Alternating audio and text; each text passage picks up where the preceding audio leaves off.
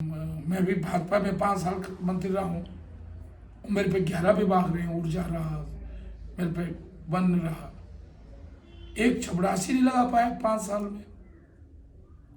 तो भाजपा का तो काम करने, भाजपा विपक्ष में ही ठीक है,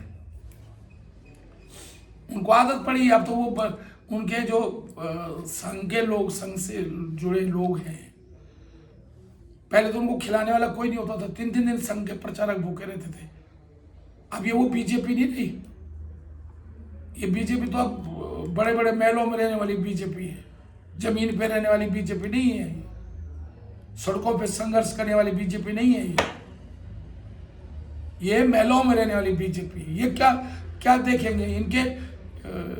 इनके पदाधिकारी के पास सिर्फ एक है काम कि अपने हर जिले में मुख्य भाजपा के कार्यालय बना दो। कहां से पैसा आ रहा भाई? वो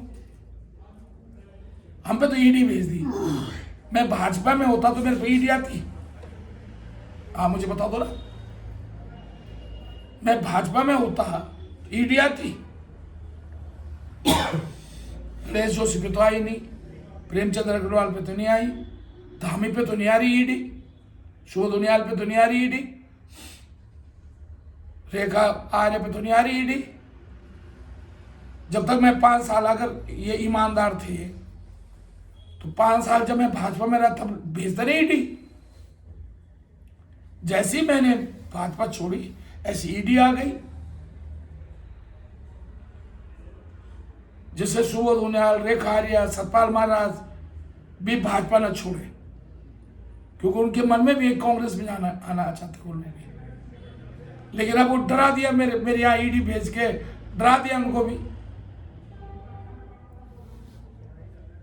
तो मैं इसलिए कह रहा हूं, ऐसे कब तक डर के राजनीति कराओगे भाई? अंग्रेज नहीं डरा पाए तो क्या अंग्रेजों की औलाद थोड़ी है ये कि ये डरा देंगे हिंदुस्तानियों, उत्तराखंडियों? हम तो कपलवाद की राजनीति करते हैं, भेज दो जेल जबरदस्ती। मैंने कहा मैं पागलो टाइगर सफारी में अगर एक टहनी तोड़ी हो तो मैं जेल जाने के लिए तैयार हूं।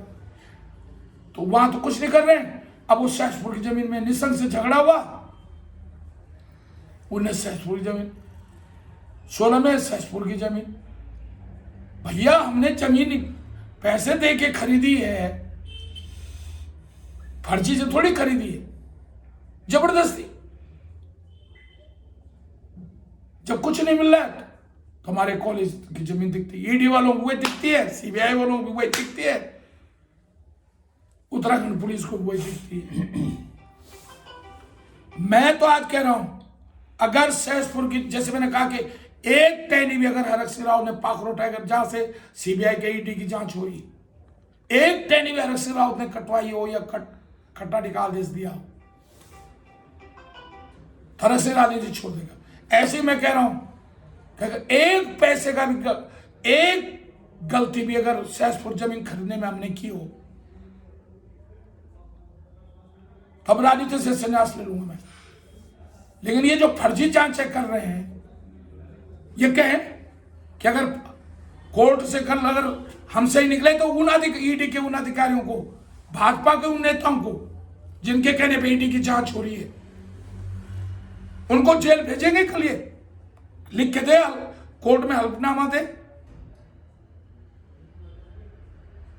इसीलिए तो ईडी का सक्सेस रेट 0.46% है, क्योंकि सब फर्जी, विपक्ष के नेताओं पे फर्जी फंसा रहे हैं।